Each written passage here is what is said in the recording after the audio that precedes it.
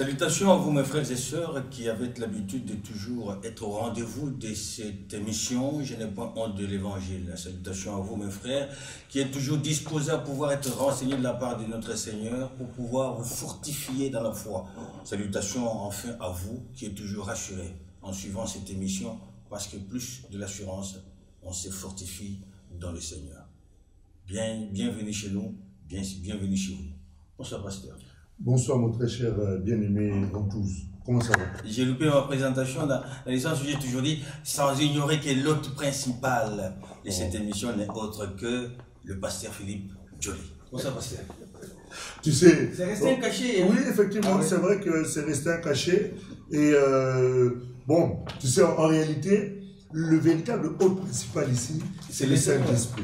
Ouais, c'est le Seigneur qui est le véritable hôte principal. Nous sommes les canaux par lesquels il passe, toi et moi, nous sommes les canaux par lesquels il passe pour faire du bien à son peuple, vers qui je me tourne pour vous saluer fraternellement également, vous dire shalom chez vous, que Dieu vous bénisse, que la paix de Dieu soit dans vos maisons, et que ces temps soient des temps mémorables, favorables, inoubliables dans vos vies, que le Saint-Esprit puisse réellement vous faire énormément de bien durant ce temps que nous passerons ensemble. Bien entendu, nous avons compris que celui qui est passé à la croix est celui qui s'est partagé. Il ne se regarde plus à lui-même, mais son regard au travers de Dieu se tourne vers les autres par voie de conséquence. Forcément, qu'est-ce qu'il faut faire? Naturellement, c'est de partager, inviter les autres. Et nous vous remercions infiniment pour vos témoignages d'affection, vos témoignages d'encouragement, vos prières que vous faites pour nous. Cela nous va droit au cœur, ça nous fortifie et ça nous encourage énormément. Vous savez, l'apôtre Paul, tout apôtre qu'il était, toute référence qu'il était et qu'il est toujours d'ailleurs dans le monde évangélique, dans le monde de la Bible, dans le monde spirituel, cet homme-là, dans son humilité, il disait « Priez pour moi » afin que je puisse dire ce que je dois dire et le dire d'une manière correcte et que j'annonce l'évangile comme il se doit. Et si nous qui l'imitons, lui qui pouvait demander la prière, à combien plus forte raison nous autres également, nous pouvons avec humilité, simplicité de cœur, dire « Soutenez-nous dans vos prières ». Parce que l'œuvre spirituelle n'a jamais été par la force de l'homme. D'ailleurs, les Écritures disent que ce n'est pas par la force, ni par la puissance, ni par l'intelligence. C'est par mon esprit, dit l'Éternel des armées. Or, le Saint-Esprit n'agit que dans une atmosphère où ça sent l'odeur de la prière faite avec sainteté, où ça sent l'odeur de la présence de Dieu. Et c'est là où le Saint-Esprit est opérationnel. Et nous avons besoin de vos prières, de telle sorte que nous étant bénis, par nous, vous aussi vous êtes bénis. Voilà. Donc, en fait, vous priez pour vous-même, de manière à ce que nous, en étant bénis, nous puissions vous communiquer le meilleur de ce que Dieu peut avoir. Surtout que Dieu nous avait dit, travaillez de telle sorte que ma vie soit dans le cœur de mon peuple. Or, un homme ne peut donner que ce qu'il a. Or, ce que nous avons nous vient de lui. Plus tu pries pour nous, pour que nous ayons ce qui vient de lui, plus toi aussi tu seras béni et la vie de Dieu te sera communiquée au travers de ce qui émane de mon bien-aimé Ventouse et moi-même qui sommes vos humbles serviteurs. Enfin, on ne peut même pas dire humble serviteur, c'est vous qui devez savoir si nous sommes humbles ou non. Soyez bénis chez vous. Amen. Pasteur, vous avez semblé dire quelque chose ici qui est une mission qui vous est appropriée. Le Seigneur vous a dit. Ça, c'était une visitation personnelle. Ouais. Dieu, un jour, m'a visité, il m'a dit, Philippe, clairement, tu dois travailler de telle sorte que ma vie soit dans le cœur de mon peuple. Voilà. Et chaque fois que je me lève, dans le cadre de cette émission ou dans tout autre cadre où il m'est donné de prendre la parole et de parler la part du Seigneur, je m'évertue à faire en sorte que la vie de Dieu soit communiquée au peuple. La vie n'est pas dans les fables. La vie de Dieu n'est pas dans les histoires inventées de toutes pièces par l'intelligence humaine. La vie n'est pas dans les contes. La vie de Dieu est renfermée dans la parole. Jésus est en train de dire dans les livres de Jean, au chapitre 6, au verset 63, il dit « Ma parole est esprit et vie. » En fait, c'est au travers de la parole que nous puisons les paroles. Et cette parole que nous vous apportons, si elle ne vient pas de Dieu, elle peut effectivement être dite, mais elle ne communiquera pas la vie. La Bible dit que c'est l'esprit qui vivifie. Oui. C'est-à-dire c'est l'esprit qui donne la vie. Et c'est pour cela que à chaque fois que nous nous levons, nous prions, nous nous soumettons à Dieu pour que son esprit puisse avoir la primauté et faire en sorte que ce qu'il nous avait dit puisse être accompli dans la vie de ceux qui reçoivent ces paroles comme elle est véritablement parole de Dieu. Tout à fait. Comme elle est véritablement parole de Dieu, effectivement. Pasteur, vous vous souviendrez, ainsi que vous, mes frères et sœurs, nous nous souviendrons tous d'ailleurs, que là, depuis la semaine dernière, nous venons de terminer toute une série de 4 émissions, je crois 4. Hein. Non, nous sommes... nous nous avons terminé 4 émissions sur un thème bien spécifique qui était l'importance et le bénéfice de la croix. Merci beaucoup. Avec quatre sous-thèmes, c'est oui, ça? En fait, les 4 émissions, absolument. Hein, qui ont été répartis, il y a eu la rédemption, il y a eu l'expiation, il y a eu la justification, et enfin on a conclu par la réconciliation. Tout à fait. Et tout ça, c'était une œuvre divine. Tout ça, en fait, on a été racheté. On a été racheté, on a été justifié, on a été pardonné, on a été réconcilié avec Dieu au travers de l'œuvre de la croix. Oh, raison de plus pour nous de tourner le pouce, non, pasteur? Oh là là, si c'était ça. Mais on s'est réconcilié avec Christ. Oui, on s'est réconcilié avec Christ. On peut dormir tranquille. Ça serait super. Hein? Ça serait super. Ça serait vraiment merveilleux si on ne devait que s'arrêter là. L'œuvre de la croix, ça c'est la part de Dieu. Dieu a fait sa part. Mais il ne s'agit pas de s'arrêter à la part de Dieu. Nous aussi, nous avons notre part à faire. Et notre part consiste justement à ne pas nous tourner les pouces. Jésus est en train de nous montrer que nous devons travailler. La Bible dit, travailler à votre salut. Donc si... Cela risquerait de faire tout un sujet. Ah oui, forcément. Si nous devons travailler à notre salut, ça veut dire que nous ne pouvons pas nous tourner les pouces. Pierre est en train de dire que nous ne devons pas être oisifs. Je vous sens dedans, pasteur. Est-ce que me permettrez-vous, pour une fois aujourd'hui, que je vous fasse violence? Un sujet comme ça, sur table, la part de l'homme par rapport à l'œuvre de la croix. Parce que vous venez de le dire là. Oui, la part de l'homme par rapport à l'œuvre de la croix. Je sais que vous nous amenez toujours un sujet nouveau et tout ça. Aujourd'hui, est-ce qu'on peut juste pencher sur ces sujets-là qui est... Oui, mais c'est pas mal intéressant. Oui, c'est très intéressant dans la mesure où Dieu ne peut jamais rien faire sans que l'homme en soit d'une certaine manière participant et participant d'une manière active. C'est la raison pour laquelle il est important. Dieu fait sa part, mais nous aussi, nous avons notre part à faire. La Bible nous dit ceci. Dans le livre de Pierre, au chapitre 1, l'homme de Dieu, l'ancien Pierre, comme il aimait s'appeler, il dit ceci, il dit, cette divine puissance nous a donné tout ce qui contribue à la vie et à la piété, au moyen de la connaissance de celui qui nous a appelés par sa propre gloire et par sa vertu. Celle qui nous assure de sa part les plus grandes et les plus précieuses promesses, afin que par elles, vous deveniez participants de la nature divine, en fuyant la corruption qui existe dans le monde par la convoitise. À cause de cela même, écoute maintenant, à cause de cela, verset 5, on nous dit, faites tous vos efforts. Ça, c'est la part de l'homme. Il n'y a pas à dormir et tourner les pouces. Si c'était racheté, oui, j'ai été racheté, justifié, et gracié, réconcilié avec nous. Voilà, maintenant, reposons-nous. Ça c'est merveilleux. Montre-moi. Je n'ai pas répondu à ma question. Laquelle est-ce?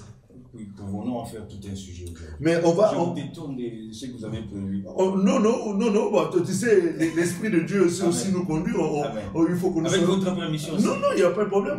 On est sûr. Alors, comment pouvez-vous intituler ces sujets-là si on pouvait le prendre comme ça, de but en blanc? De but en blanc, il est important de comprendre que aujourd'hui, on peut essayer de parler sur la croix, source de renoncement, la croix, source de brisement, la croix, source de mort en soi. Est-ce que ce sont des sous-thèmes que vous nous donnez, comme vous l'avez donné sur le thème de l'importance et bénéfice de la croix? Parce que c'est toujours la même croix. C'est toujours la même croix. La première partie, c'était la part du Seigneur. Aujourd'hui, c'est la part C'est l'œuvre que l'homme doit faire aussi, le travail de l'homme. Parce que ça serait trop facile. Et il est vrai que les premiers points, c'était plus un peu du miel, du côté un peu, voilà, le côté un peu juteux, la préparation. Mais maintenant, vous savez, il est important de comprendre que ce processus, c'est tout un processus. Hein. C'est pas quelque chose qui se fait comme ça, de but en blanc, et c'est fini. Non, c'est tout un processus qui est inévitable et incontournable dans la vie d'un enfant de Dieu qui veut véritablement manifester la vie de Dieu au travers de lui. C'est un travail qui nous permet, en fait, d'entrer dans notre couloir, dans le couloir de notre destinée. Ça permet à l'Esprit de Dieu d'avoir la liberté et la latitude d'utiliser notre vie et permettre aux promesses de Dieu qui sont latentes dans notre vie d'entrer en mouvement et de pouvoir manifester Christ. J'aime beaucoup ce que disait un jour mon bien-aimé Yvan Castanou. Yvan Castanou disait on manifeste souvent la vie du diable au travers de plusieurs œuvres que nous faisons. Mais il est important qu'à un moment donné, que nous puissions manifester Dieu, manifester Christ, que quelqu'un nous regarde, qu'il soit dans l'étonnement, qu'il soit dans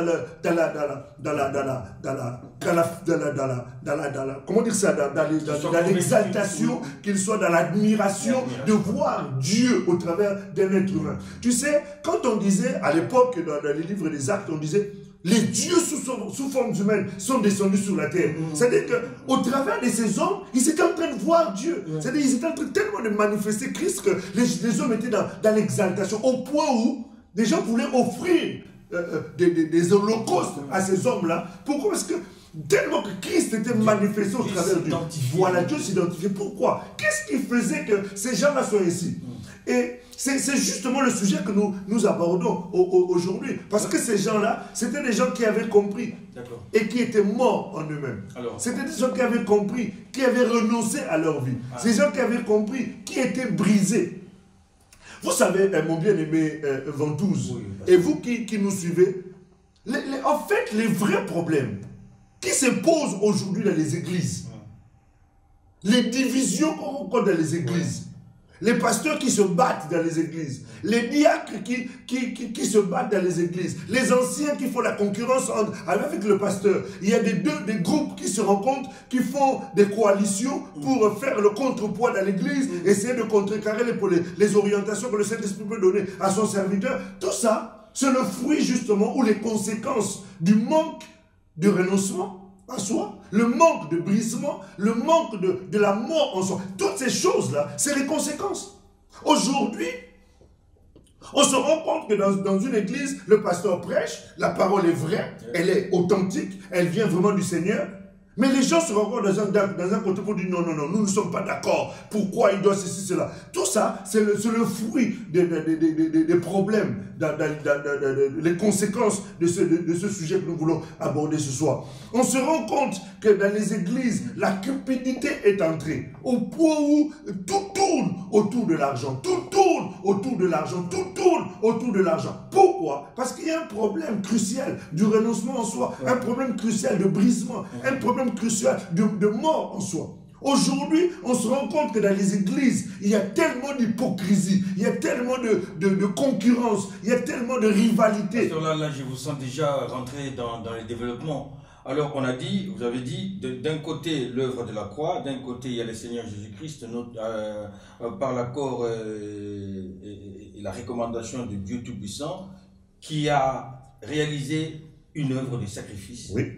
Et en développant ces termes, vous avez parlé de la rédemption, de l'expiation, de la justification et de la réconciliation. Ça, c'était la part absolument de l'homme. Et la part de l'homme, à vous entendre parler, vous avez dit il faudrait que l'homme renonce. Oui. Donc, c'est qu'il y a l'aspect du renoncement. Oui. Et il faut qu'il meure. Qu'il meure, et qu'il soit brisé. Qu'il soit brisé, oui. Qu'entendez-vous d'abord par renoncement, qu'entendez-vous par brisement, qu'entendez-vous par mort, et on renonce à quoi? Et cette mort-là, c'est quel type de mort? Est-ce que c'est une mort spirituelle? Comment elle s'établit? Une mort physique? Et brisement, on est brisé à quel niveau de son corps, ou bien de son esprit, ou bien de son âme. Voilà, pasteur. Wow. Effectivement. Effectivement, quand on est en train de parler du renoncement, on est en train de parler de laisser l'Esprit de Dieu agir au niveau de notre ego. Ça, c'est le renoncement. Voilà, c'est le renoncement. Alors, le renoncement, c'est quelque part l'abandon de quelque chose. Le renoncement, c'est l'abandon de quelque chose, c'est décider de se passer de quelque chose qui peut être important pour nous. Ouais. C'est ça la notion de renoncement. Ce mot-là, renoncement, on entend derrière ce mot, il y a des synonymes tels que quitter, tels que divorcer, tels que renier. Donc, séparation. Voilà, séparation. Donc, séparation, renier, quitter. On entend par là aussi le mot se dépouiller. Tout ça, c'est derrière la notion du mot renoncer à soi. Ignorer. Ignorer.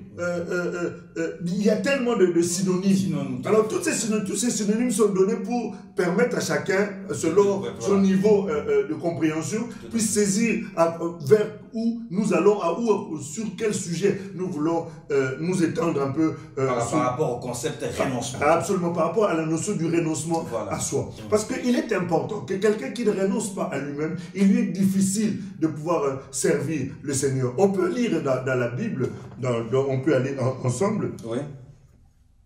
Dans la Bible, dans le livre de Jean, de Matthieu, oui. Au chapitre 16, oui. Matthieu chapitre 16, verset 24. Si tu as trouvé. Alors Jésus dit à ses disciples, si quelqu'un veut venir après moi, qu'il renonce à lui-même, qu'il se charge de sa croix et qu'il me suive. Continue. Car celui qui voudra sauver sa vie la perdra. Mais celui qui la perdra à cause de moi la trouvera. Celui qui veut me suivre, qu'il renonce à sa vie. Et celui qui voudra sauver sa vie la perdra. Et celui qui la perdra la trouvera. Voilà.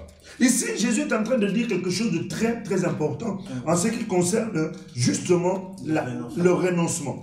Ici, c'est quelque chose de très nécessaire à saisir et à comprendre. Jésus est en train d'introduire une notion qui est très, très fondamentale. Il dit ceci, si quelqu'un veut me suivre, venir après moi.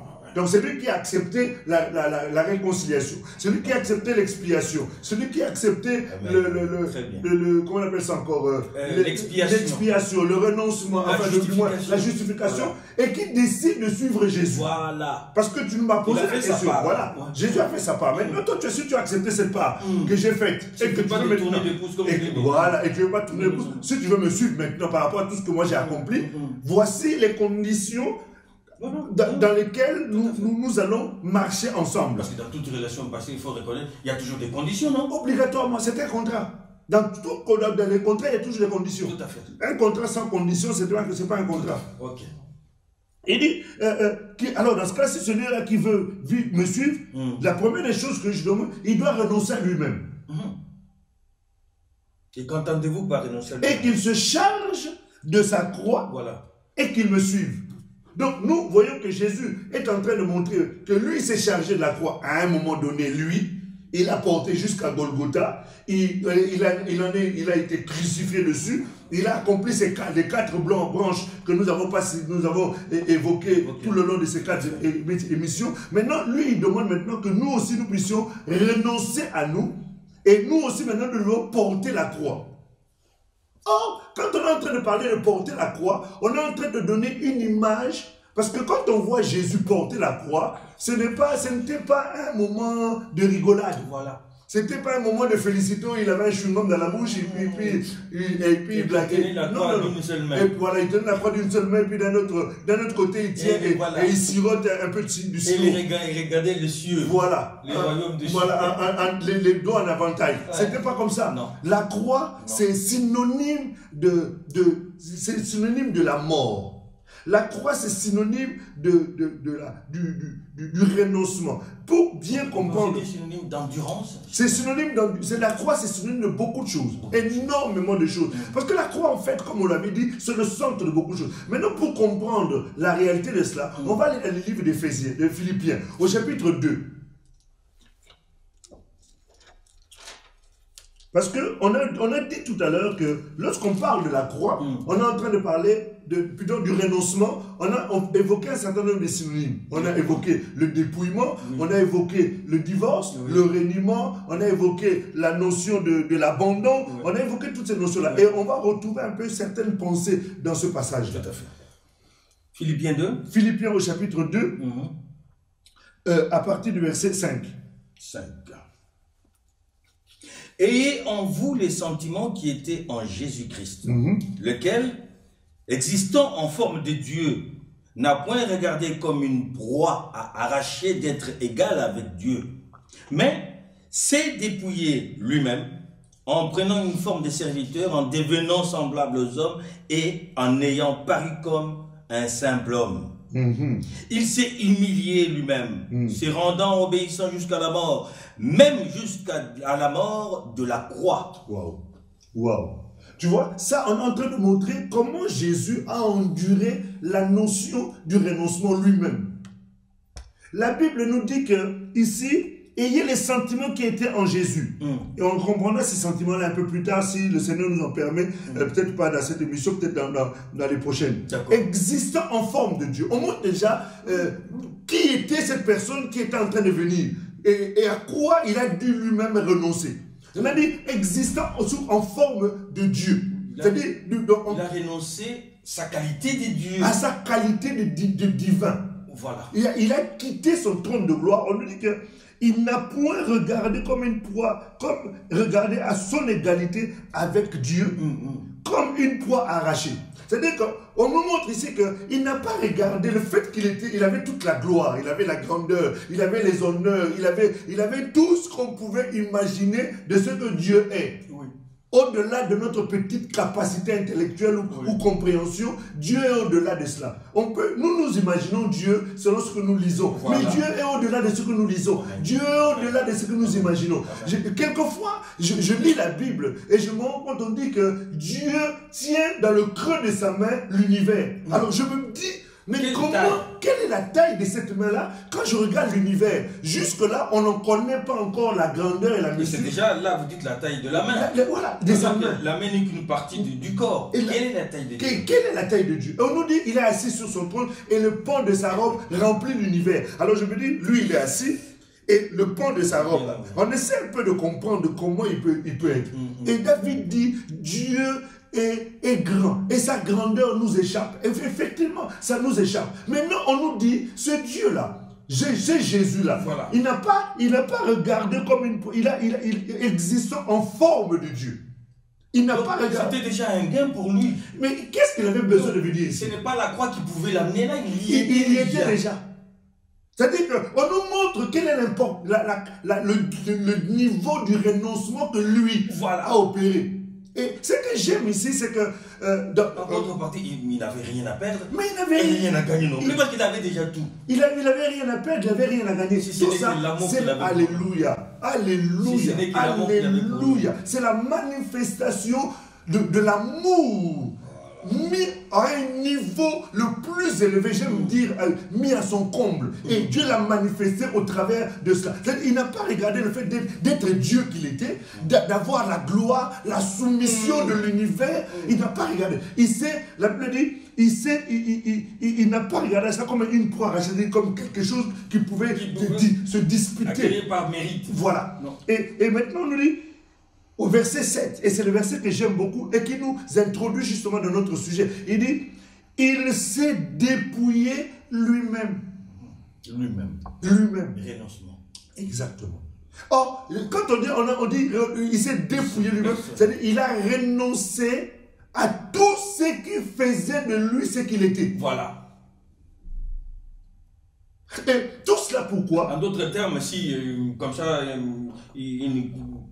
une imagination toute simple, s'il était boxeur, qu'il était sur un ring, il aurait renoncé à toutes ses capacités, qualités de boxeur, que de pouvoir affronter la chose qui était devant lui, telle qu'il devait l'affronter. Parce qu'il a renié tout ça. Mais tu sais, pour amener ça sur le terrain des versets bibliques, oui. La Bible dit que quand on est venu arrêter Jésus, oui. Ils sont venus l'arrêter. Exactement. Au moment où ils sont venus l'arrêter, oui. On a dit, mais c'est qui, c'est Jésus? Il a répondu, il a dit, c'est moi. Voilà. La Bible dit, effectivement qu'il ait dit, c'est moi. Voilà. Tous les militaires, ils étaient par terre. C'est ça. Tu vois, c'est-à-dire qu'il avait... Ces boxeurs-là qui montent et qui disent, bon, juste le fait de se pointer là, et tout le monde... Ça suffisait, l'adversaire était déjà KO. Et quand on l'a arrêté, il a dit ceci, j'avais la capacité de demander en claquant des doigts, qu'une armée des anges descende ici et les dépouille poil par poil, ongle par ongle, jusqu'à ce que le dernier d'entre eux ne puisse même plus exister. Mais je ne l'ai pas fait. J'ai accepté qu'on vienne de m'arrêter. Il a dit, ce n'est pas, on ne m'a pas arraché ma vie, je l'ai donnée. Tu vois, c'est pour montrer à quel niveau le renoncement peut se faire. C'est-à-dire que... C'est l'expression du renoncement. C'est l'expression du renoncement. Ouais. C'est l'expression du renoncement que lui a opéré. Parce que Jésus ne nous demande jamais des choses que lui-même n'a pas fait. Ah non, on le voit. Oui. Il ne nous demande jamais des choses par lesquelles lui-même il n'est pas passé. Tout ce que Jésus nous demande de faire dans la Bible, lui-même il est passé par là, il les a tous expérimentés. C'est pour cela d'ailleurs, dans le livre d'Hébreux, au chapitre 8, me semble-t-il, la Bible nous dit, il peut nous secourir parce que lui-même connaît ces choses-là. Tout à fait.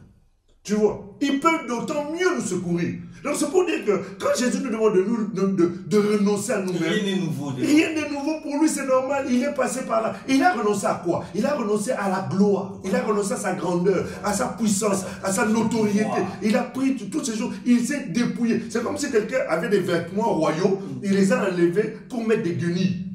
Enfin, les guenilles, les vêtements sales, voilà, pour parler un peu. Tout à fait. Voilà. Donc, il a mis les guenilles sur lui pour s'identifier aux malheureux que nous étions, aux brigands que nous étions.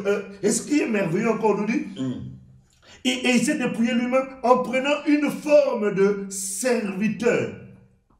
C'est-à-dire que lui, il était servi.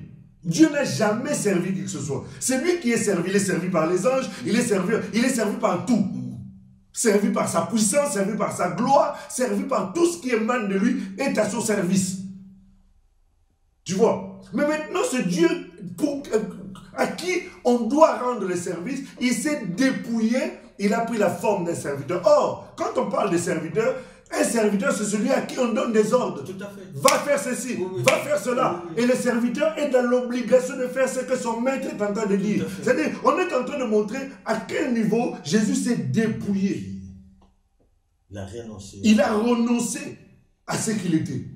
Donc, et quand on est en train de parler de la notion du renoncement ici, j'aimerais vraiment souligner le fait qu'il s'est dépouillé lui-même. C'est-à-dire qu'il n'y avait aucune obligation, aucune pression, et aucune menace derrière nous pour qu'il fasse ça. Mais il a manifesté le comble de son amour en faisant ces choses-là, tout simplement pour montrer que je t'aime.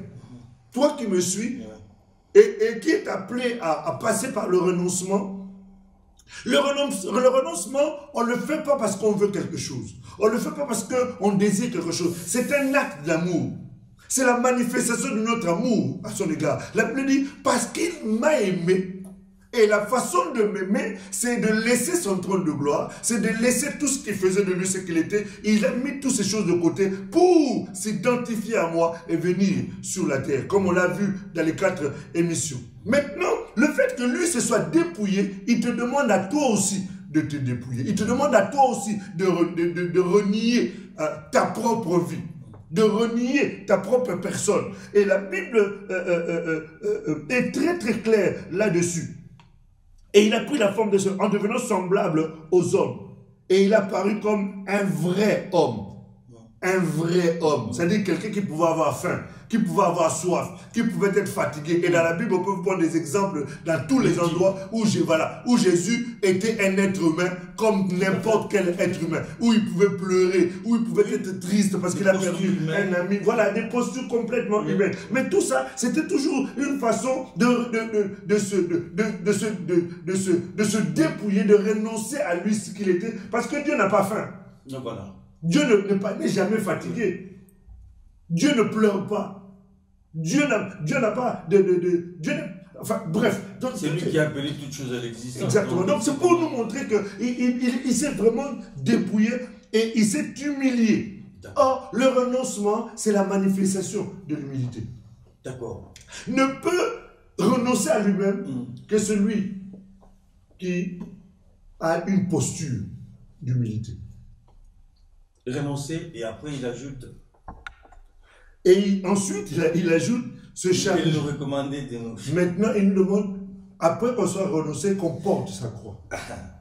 Or, quand on est en train de parler de porter la croix, on est en train de faire allusion à un certain nombre, à un concept ou à une pensée qui est très, très importante. Qui doit être pour nous, avant même d'entrer dans dans la profondeur de ce sujet, une arme. Quand Jésus a renoncé à sa vie, quand Jésus s'est dépouillé, Jésus ne l'a pas fait comme on le disait en tournant les pouces. La Bible nous dit, dans le livre de 1 Pierre, au chapitre 4, on va aller ensemble s'il te plaît. Je vous en prie, pasteur. 1 Pierre. 1 Pierre, au chapitre 4. Oui. 1 Pierre, chapitre 4, verset 1. Ainsi donc, Christ ayant souffert dans la chair, vous aussi armez-vous de la même pensée. Car celui qui a souffert dans la chair en a fini avec le péché. Alléluia. Afin de vivre, non plus selon les convoitises des hommes, mais selon la volonté de Dieu, pendant le temps qu'il lui reste à vivre dans la chair. On voit, tu vois, c'est quelque chose de très, très important. Et le diable profite énormément sur cette notion-là. Le diable profite sur cette notion pour justement garder les enfants captifs, les enfants de Dieu captifs. La souffrance dans la chair. La souffrance. On a dit, puisque Christ a souffert dans la chair.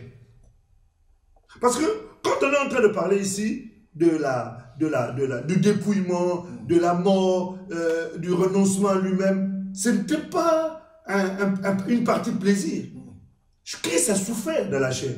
Quand on l'a crucifié, quand on l'a battu de 40 coups moins 1, quand on l'a emmené à la croix, quand on a mis la couronne d'épines, quand on l'a percé le côté, quand on a cloué ses pieds, cloué ses mains, quand on l'a flagellé, on le giflait, on lui crachait sur le visage, on l'a dénudé. Tout ça, c'était de souffrance.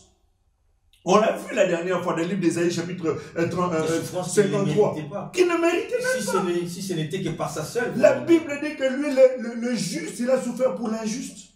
Et en même temps, Christ a porté notre croix. Absolument. Il a porté sa croix, mais sur cette croix-là, il nous a porté. Tout à fait. Nous étions. Il nous a porté. Voilà. Donc, sa croix, c'était nous. Sa croix, c'était nous.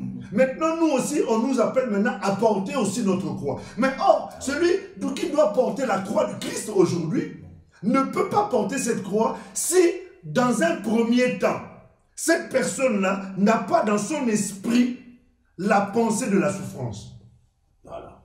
Parce que, vous savez, frère, beaucoup de gens sont prêts à vendre père et mère. À cause de la souffrance. À cause des souffrances, oui. Quelqu'un qui souffre, il est prêt à donner tout ce qu'on lui demandera. Job, quand il était dans la souffrance, il est allé voir Dieu. De moins, Satan est allé voir Dieu. Et on parlait avec Dieu, il a dit à Dieu, mais en fait, tu lui donnes parce que ce gars, il t'aime parce que tu lui donnes. Permets seulement qu'il souffre. Peau pour peau, un homme est prêt à donner tout ce qu'il a pour sauver sa vie. Il est en train de montrer à Dieu que, donc, permets-moi. C'est ça la qualité de l'homme. C'est ça. Et quand quelqu'un, dans son esprit, n'est pas prêt à souffrir pour la cause de l'évangile, c'est difficile que cette personne passe par le renoncement. c'est difficile que cette personne accepte de porter la croix. Parce que la croix veut dire souffrance. Croix veut dire tribulation. Et d'ailleurs, on peut lire d'ailleurs la Bible. Oui. Dans les livres de Jean, au chapitre...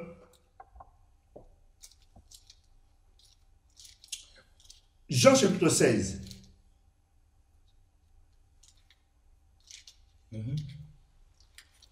Jean chapitre 16 au verset 33.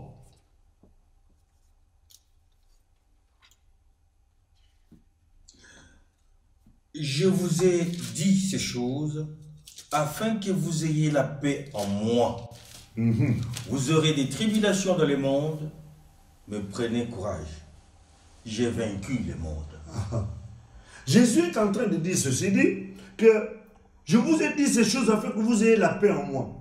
Ces choses-là qu'il a eu à dire, c'était notamment le fait de croire en lui, que l'heure arrivait où il allait être livré, ainsi de suite. Et il continue, il dit, vous aurez des tribulations. Et là, on sait que tout ce que Jésus dit finit toujours par s'accomplir. Donc vous aurez des tribulations. Et il prévient déjà que la vie éternelle, c'est un lot. La vie plus les tribulations. Oui. Donc, puisque vous aurez les tribulations, quand les tribulations vont venir, alors, si tu n'es pas prêt, tu n'es pas armé de la pensée de la souffrance, tu vas renier. Tu vas abandonner Dieu. Regarde, l'apôtre Paul, le grand apôtre, qu'est-ce qu'il nous dit? Il nous dit dans le livre de Timothée, il dit, Démas et Alexandre m'ont abandonné. À cause de quoi? Parce que Démas et Alexandre l'ont abandonné parce qu'ils ont été attirés par les plaisirs face à la souffrance. Ils ont préféré répondre au plaisir pour ne pas souffrir. C'est pour cela qu'il est important de comprendre, mon frère, ma soeur. Aller à l'église, fréquenter les assemblées, c'est excellent. Mais fréquenter une assemblée, dès le moment où tu n'as pas la notion de la souffrance, tu n'as pas intégré dans ton esprit. Et quand je parle de la souffrance ici, il est important de faire la part des choses. Voilà. Il est important de faire la part des choses parce qu'il y a souffrance et souffrance. Il y a la souffrance qui est due à une bêtise que j'ai eu à faire. Et pour lesquelles je suis en train de subir les conséquences.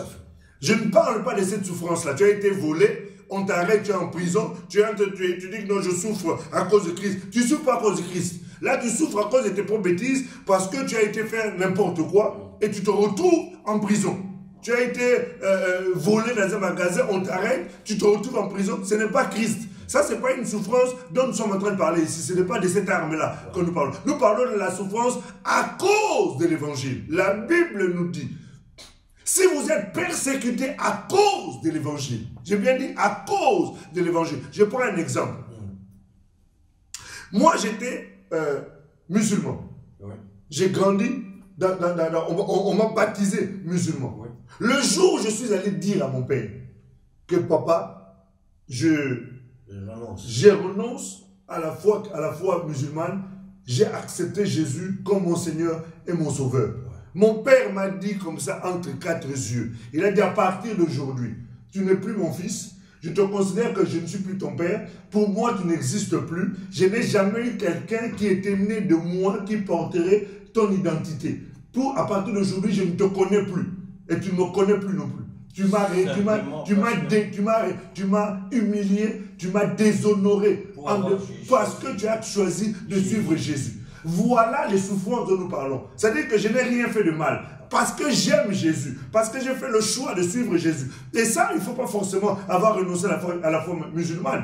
Tu peux aussi parce que tu as accepté Jésus dans un couple, par exemple, où l'homme accepte le Seigneur, où la femme accepte le Seigneur. Et à cause de cela, l'homme ou la femme commence à persécuter son compagnon, son partenaire, parce qu'il va à l'église, parce qu'il donne la dîme, parce qu'il fait les jeûnes, parce qu'il aime la prière. Le mari est en train de perturber et de torturer sa femme, ou l'homme, la femme torture son mari parce qu'il va à l'église et ça devient un calvaire à la maison. Parce que l'un a encore envie du monde, de s'amuser, de danser. Et l'autre n'y est pas. Exact, et l'autre n'y est pas. Voilà de quel type de souffrance que nous sommes en train de parler. C'est la souffrance liée à l'évangile. Et la Bible nous dit, quand nous sommes en train de souffrir de ce sens-là, c'est que l'esprit de gloire est sur nous.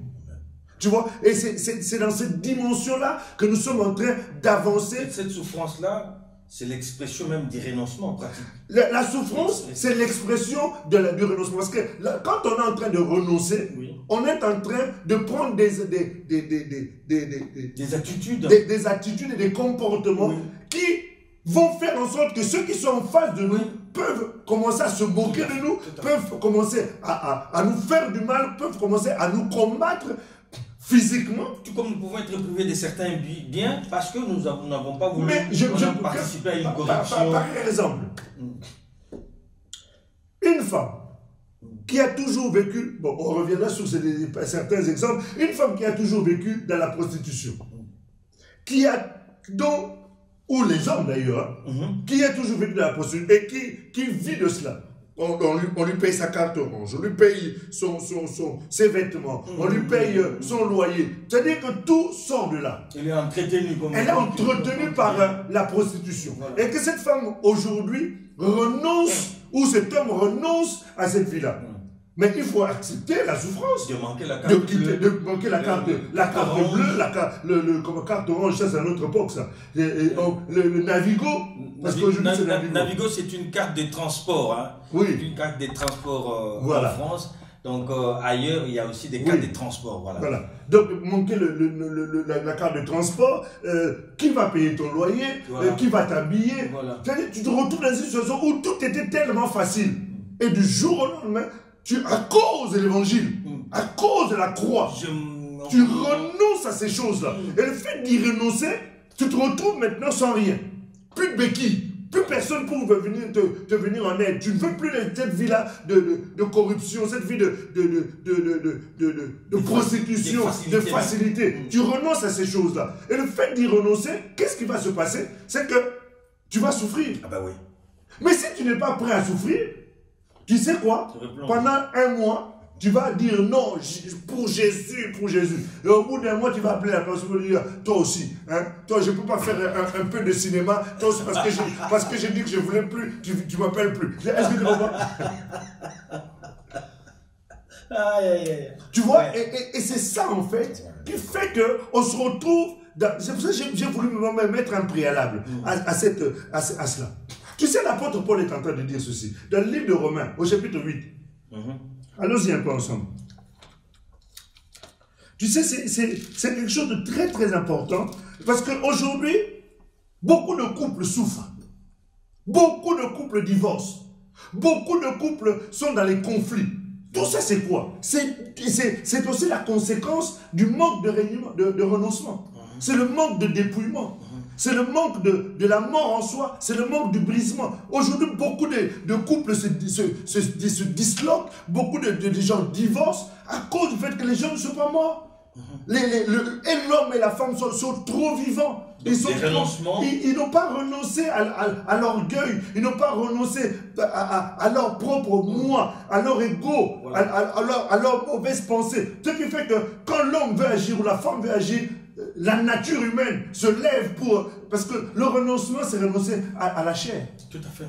Le renoncement à la chair qui amène la souffrance. Qui amène justement cette souffrance. Et cette souffrance-là, si on n'est pas armé de cela, de la pensée de la souffrance déjà, on risque d'abandonner le Seigneur. Parce que la souffrance, c'est le brisement. La souffrance amène au brisement. Voilà. La souffrance amène à la mort en soi. Et c'est pour ça qu'il est important. Donc, quand on est en train de voir ici, l'apôtre Paul est en train de dire, et c'est un passage sous lequel nous reviendrons même s'il le faut. On peut le lire là, parce que... Romains chapitre 8, s'il te plaît. Il est en train de dire quelque chose de très très nécessaire. Il dit ceci au verset 35. Est-ce que tu peux le lire? Qui nous séparera de l'amour de Christ? Qui? Il pose maintenant, qui nous séparera de l'amour de Christ? Qui peut en être la source? Sera-ce la tribulation? Sera-ce la tribulation? Il commence déjà par la tribulation. Oh, Jésus avait dit que je vous laisse ma paix, mais je vous dis aussi que vous aurez des tribulations. Ou l'angoisse.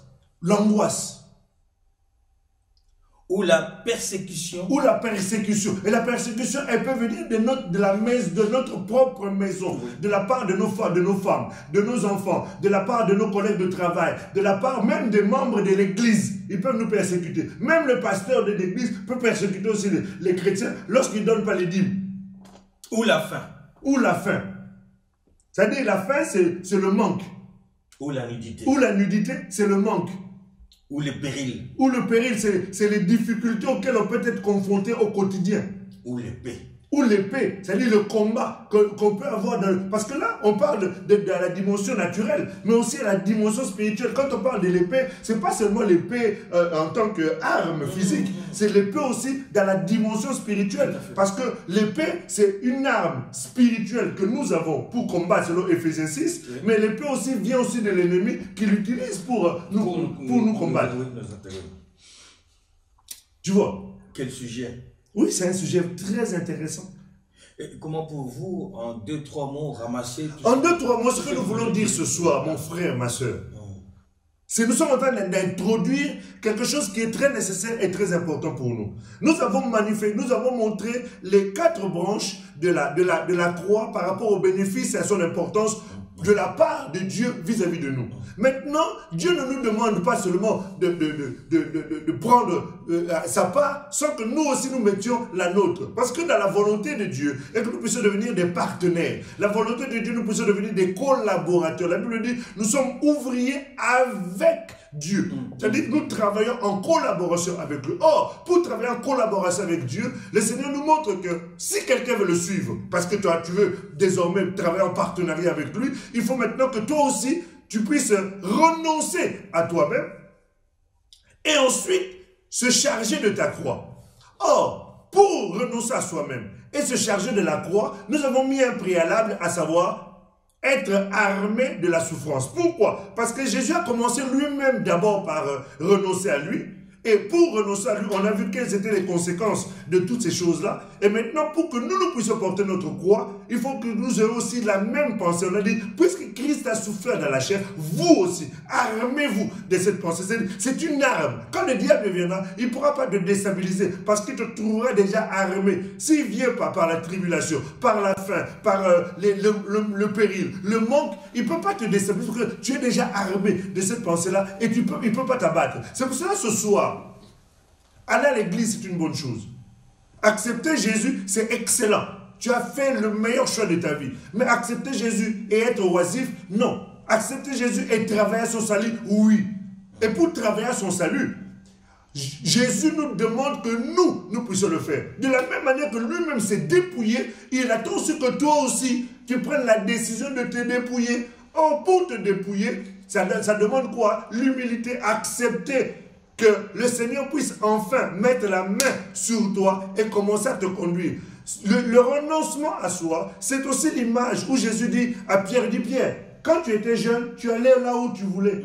Mais maintenant que tu es là, on t'emmènera dans les endroits où tu ne voudras même pas aller. C'est-à-dire que le renoncement, c'est accepter qu'on t'emmène dans les endroits où toi tu ne veux pas. Or, les endroits où on t'emmène là, c'est en fait le couloir de ta destinée. C'est le chemin où le Seigneur te fait entrer pour vivre les promesses, pour voir l'effectivité de la gloire de Dieu, de la manifestation de Christ au travers de ta vie. Voilà un peu, d'une manière ramassée, ce que nous avons essayé de dire en quelques minutes ici.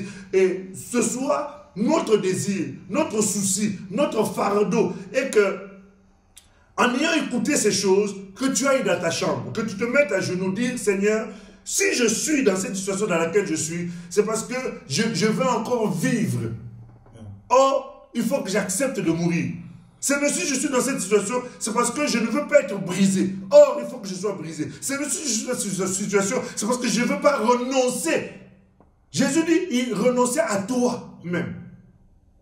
À toi. Or, toi, c'est ce que tu es. Mais tu dois renoncer à toi.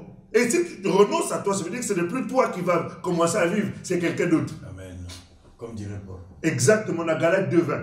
Tu vois, c'est-à-dire que ce n'est plus toi qui vas commencer à vivre. Et ce sont ces choses-là que nous allons essayer de développer dans les prochaines émissions, Dieu voulant. Parce que la croix, c'est quelque chose de très, très fondamental. Et le fait qu'il n'y a pas la croix dans les églises, qu'il n'y a pas la croix dans la vie des enfants de Dieu, nous connaissons trop de problèmes, alors que la croix, c'est la solution de Dieu. Tu sais, la Bible nous dit, dans le livre de Jean, au chapitre 3, quand Moïse éleva le serpent d'airain, le serpent d'airain dans le désert, de même, le Fils de l'homme sera élevé. Et le serpent qui a été élevé, il a été la solution aux morsures, à la mort du poison des serpents. Tu vois? Donc c'est pour dire que la solution, elle est là. La solution à ton couple, la solution à ton ministère, la solution à l'épanouissement de l'église, la solution à tes amitiés, la solution à ton foyer, la solution à ton ministère. La solution, c'est la croix. Mais tu laisses la croix de côté pour aller chercher les solutions ailleurs. La solution ne se trouve pas ailleurs si ce n'est au travers de la croix. Et c'est pour ça ce soir, je vais t'inviter, je vais nous inviter à tourner nos regards vers la croix. La pluie, Moïse avait dit, levez les yeux vers les montagnes, vers le serpent d'airain. De la même manière, la Bible dit, si quelqu'un tourne ses regards et fixe sur Christ qui est à la croix, alors la solution te sera donnée. La solution même à ta santé, parce que dans la croix, il y a aussi la santé. Dans la croix, il y a aussi la délivrance. Ce sont des aspects que nous aborderons dans les jours à venir, parce que la croix, c'est la source de tout ce dont nous avons besoin. Pasteur, en 2-3 autres mots, d'une manière tout à fait courte, une prière, en intercédant auprès de notre Père, afin que l'Esprit de Dieu nous assiste dans notre renoncement. Alléluia. Seigneur, notre Père. C'est très dur pour nous. Alléluia. Que l'Esprit de Dieu nous assiste. Lord, il iskande de bari andara baras kere de bakori de dijendas kunde de bari de rebakori de diskande de bari ondoro badaras kere de bakori de dije. Seigneur éternel Dieu notre Père, il s'agit, Seigneur Dieu de gloire, de ta parole, il s'agit de ton œuvre, il s'agit éternel Dieu des armées, Père céleste, oh Dieu, de la chose la plus importante, éternel de notre vie, pour laquelle, Seigneur Dieu de gloire, tu as accepté de laisser ton trône de gloire, de prendre, Seigneur Dieu de gloire, la forme humaine, la forme de serviteur, en te dépouillant, Seigneur, en te montrant obéissant jusqu'à la mort de la croix, de telle sorte, ô Dieu puissant, nous puissions avoir la vie. Mais cette vie, Seigneur Dieu de gloire, elle se travaille. Cette vie, Seigneur Dieu de gloire, elle se cultive. Elle se développe, oh Dieu. Elle passe par le brisement. Elle passe par la mort. Elle passe par le renoncement. Et c'est pour ça que je prie, et Seigneur éternel Dieu des armées, ça n'a jamais été par la force humaine, oh Dieu, mais c'est par ton esprit, oh Père Saint. Il est écrit dans ta parole, Seigneur Dieu de gloire, que toute capacité nous vient de toi. Il est écrit que c'est toi qui crée en nous le vouloir et le faire, afin que Seigneur nous puissions accomplir ce qui t'est agréable par Jésus. C'est pour ça que je prie au Dieu, que Seigneur Dieu de gloire, ce frère qui me suit, cette soeur qui me suit, cet homme, cette femme, Seigneur qui est en train, Seigneur, de participer à ce temps de prière, puisse être impacté par ton esprit, oh Dieu. Prendre la décision, de la même manière que tu avais pris la décision de te dépouiller, Seigneur. Je prie que cet homme, cette femme, cette personne, Seigneur, prenne également la décision de renoncer à sa vie, de renoncer, Seigneur Dieu de gloire, à ses privilèges, de renoncer, Seigneur Dieu de gloire, Père Céleste, oh Dieu de mon salut, Seigneur, au plaisir de ce monde, pour accepter de porter sa croix, en ayant dans sa pensée, la Seigneur Dieu de gloire, dans son âme, dans son esprit, la pensée de la souffrance, qui est nécessaire, Père, pour accepter la tribulation, accepter les persécutions, accepter la nudité, accepter la faim, Seigneur, pourvu que l'évangile soit annoncé, que l'évangile, Seigneur Dieu de gloire, soit manifesté, et que ton nom soit élevé, et que nos vies soient bâties. Père, je prie que le Saint-Esprit, oh Esprit de vie, le Paraclet, l'aide par excellence, visite-nous, je te supplie, maintenant dans les maisons, maintenant dans les foyers, maintenant relève cet homme de Dieu qui était, Seigneur, abattu. Seigneur, relève cette femme, relève cet homme, oh Dieu, qui était complètement découragé à cause de la souffrance. Père Céleste, je te prie, mon Seigneur, que l'Esprit de gloire qui se repose, éternel, sur ceux qui sont, Seigneur de gloire, persécutés à cause de l'évangile. Seigneur, je prie que l'Esprit de gloire se repose sur eux, qu'il puisse les renouveler, les restaurer, les relever, les fortifier, les encourager, Seigneur, dans leur homme intérieur, de telle sorte, éternel, qu'ils retrouvent encore l'élan. Il est écrit, Seigneur Dieu de gloire, que les jeunes hommes, Seigneur Dieu de gloire, courent et se fatiguent, Seigneur Dieu de gloire.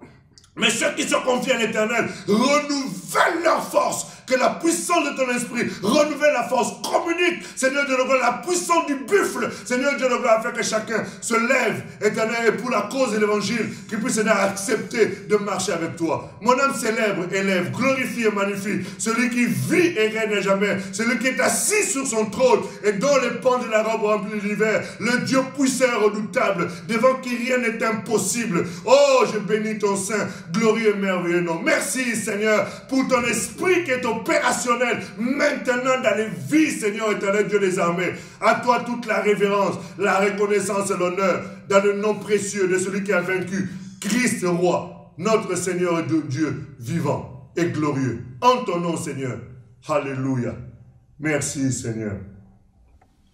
Oh, alléluia. Merci, Seigneur. Merci, Jésus. Tout contrat exige et recommande d'être respecté. Merci, Seigneur. Respecté par les deux parties. D'une part, le Seigneur a respecté sa part par l'œuvre de la croix. Quant à nous, simple demande, simple recommandation, faire de sorte, faire de tel que le Seigneur l'a fait, renoncer et porter sa croix. C'est vrai que nous avons renoncé et c'est vrai qu'il nous faudra aussi porter notre croix. Bien de bonnes choses chez vous, paix dans vos maisons et que le Seigneur vous assiste et que le Saint-Esprit soit toujours présent autour de vous. Merci, pasteur. Merci beaucoup. On a été énormément édifiés. Nous rendons toute la gloire au Seigneur. Merci. Rendons toute la gloire au Seigneur. Comme d'habitude, partagez, même après l'émission, faites en sorte que d'autres aussi puissent en bénéficier. La croix, c'est la solution à ton couple. La croix, c'est la solution à la vie de tes enfants. La croix, c'est la solution même à ton entreprise. Mais nous en parlerons. Que Dieu vous bénisse richement et à très bientôt. Love you. Nous vous aimons énormément. Ciao, ciao.